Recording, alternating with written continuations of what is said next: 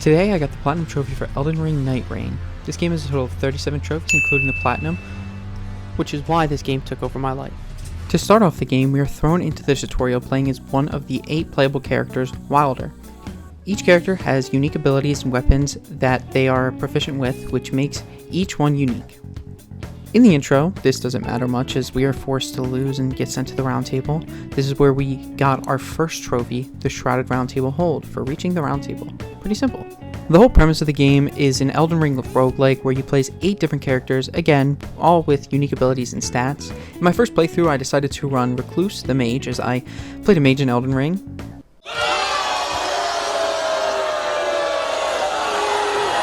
I know, but I don't care. Wizards are cool and fun, and if you disagree, then you're wrong. After my expedition, I was quickly shown how rusty my Elden Ring skills were, and I ended up losing. But I unlocked the ability to add relics to my character, which are slight buffs you can add to your player before starting your runs. After I equipped one, I earned my second trophy for doing just that. After a few failed attempts at the first boss, Tricephalos, I ended up getting an old pocket watch. This is important as it allows us to unlock a new character named Duchess. Originally you start with 6 characters, with 2 you can unlock to get us to the 8 characters we were talking about earlier, with Duchess being the first unlockable one. All I had to do was give her the pocket watch, watch her smash character cutscene, and I unlocked her, along with our third trophy. Quickly after this, I was able to buy an item from the shop in the Round Table Hold, and walk over to this Phantom, putting us into a 1v4 fight that I lost. A lot. Brother, no!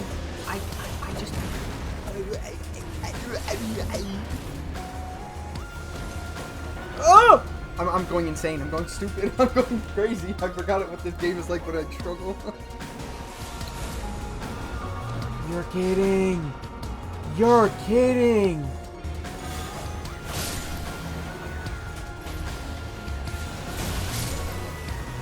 In what universe? The Beam of Death. Holy shit. Holy shit. No. No. Get the fuck out of my face, bitch! Oh my goodness, holy shit, I hate that, that felt so good. Oh my god. Eventually, after beating the doll's ass, I unlocked her as a playable character, earning me my next trophy. The first trophy I got during the expeditions was for obtaining a great number of flask charges. Now, this game works a little differently than Elden Ring, and to get these, all you have to do is go to these churches on the map and add charges to the flask. I was able to do this pretty quickly and got the trophy in my first session of playing. To explain expeditions a bit more, you start by flying in on a bird to a specific section of the map. From there, you have a limited time to beat enemies, bosses, and loot before the circle starts to close. You have 2 circles before the final one, where you fight a mini-boss at the end of the night. You do this 2 times for a total of 2 days and nights before you are transported to the base area where you have to fight the final boss. Due to my lack of game knowledge and maybe some lack of skill, it took me a few attempts before I got my next trophy, Untold Power, for defeating 10 or more great enemies in one expedition. These great enemies are your typical Elden Ring bosses, but they are scattered randomly around the map for you and your team to beat for extra rewards. A couple of attempts later, I was finally able to beat the first boss and obtain the trophy for doing so.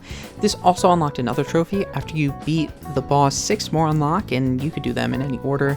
And oh boy, was I in for a long one.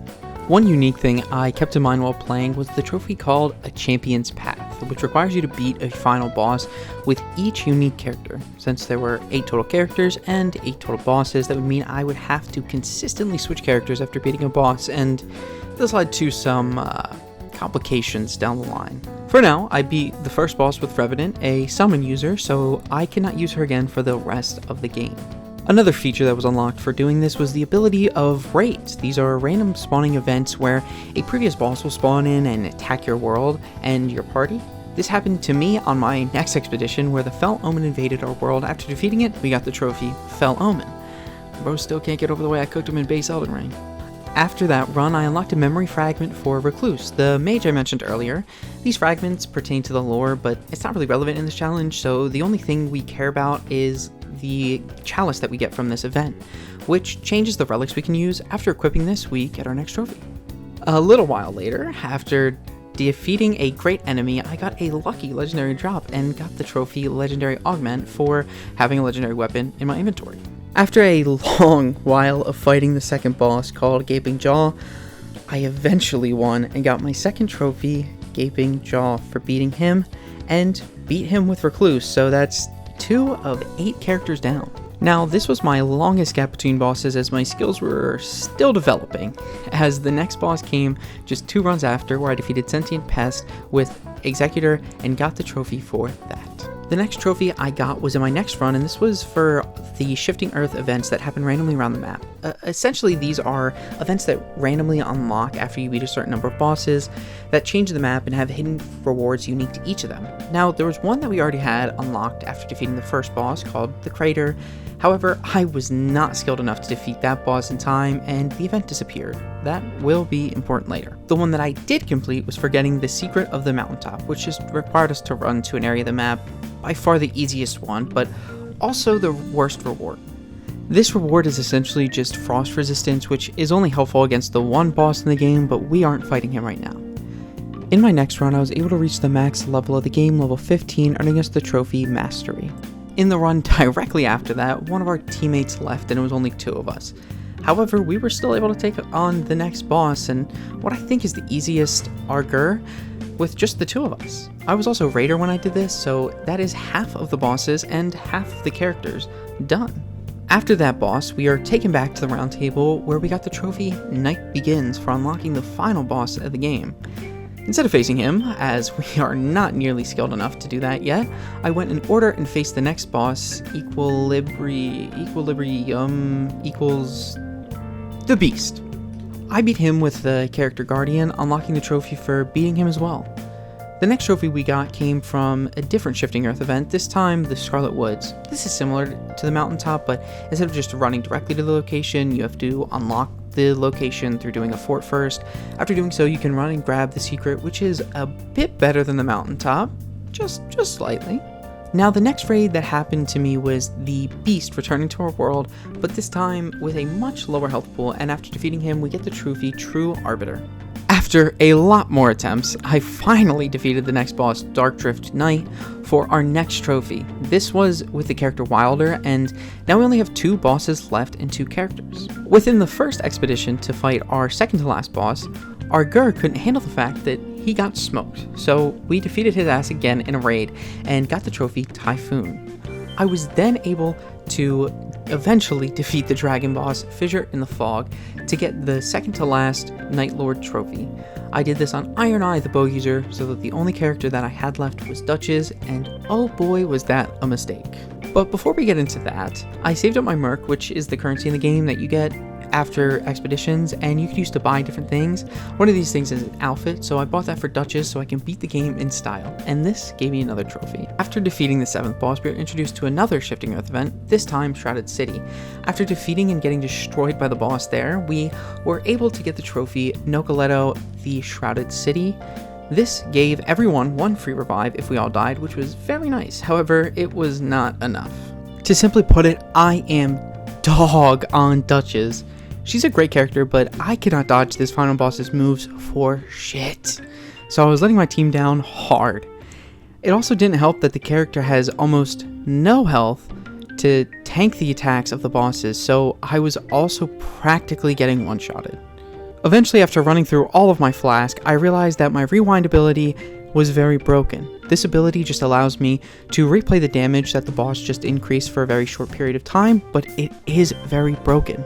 So I just stood back, spammed this ability, and we eventually did beat him, earning us a few trophies. The first was a Champion's Path for beating each Night Lord with a different hero, the second was for defeating all Night Lords, and the third was for defeating the Night Aspect.